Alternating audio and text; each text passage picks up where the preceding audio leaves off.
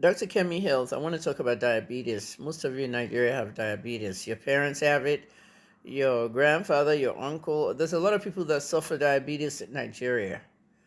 I know some of you are taking insulin, some of you are taking anti diabetic drugs, hypoglycemic drugs, and all that. Okay, I'm a pharmacist. 36 years this May. At the end of the day, what do we manufacture in pharmaceuticals? Synthetic things that can make you feel better. There are natural things that can also make you feel better, but the problem with natural things is it's hard to regulate. When you're using nutraceuticals are things from herbal roots, okay? We have a subject in pharmacy school called pharmacognosy.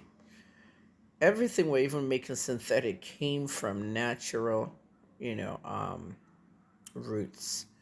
At the end of the day, the problem with nutraceuticals are that they're not easily regulated. Because if somebody's taking an herbal product, they'll run to the doctor for something else and they'll end up with a pharmaceutical.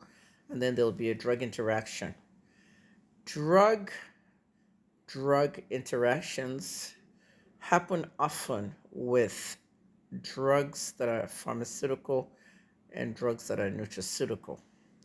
So to prevent all this herbal stuff, herbal mixtures and adulterated things, some things with no NAFDAC numbers, no research, stick to some of the natural things. This is why they created a job called nutritionist.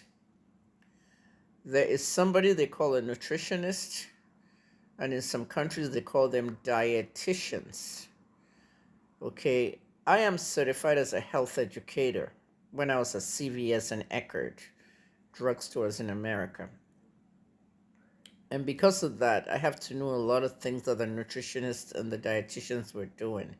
So I'm used to that. And that was when I was in my 30s and all. Now I'm in my 60s. So some of that knowledge I'll bring back to you. If you really want to decrease the spike in blood sugar, if you really want to control your diabetes, I'm not telling you to stop your drugs. That has to be discussed with your medical doctor. I'm telling you what you can supplement it with. Don't stop your diabetic drug. Discuss that with your doctor. But if you do want to reduce your blood sugar significantly and maintain it well without having any episodes, start eating okra.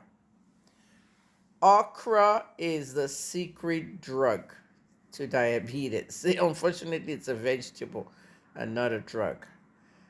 If you eat okra, if you want, you can eat it every day. But if you eat okra at least 3 times a week, make a soup, make a stew.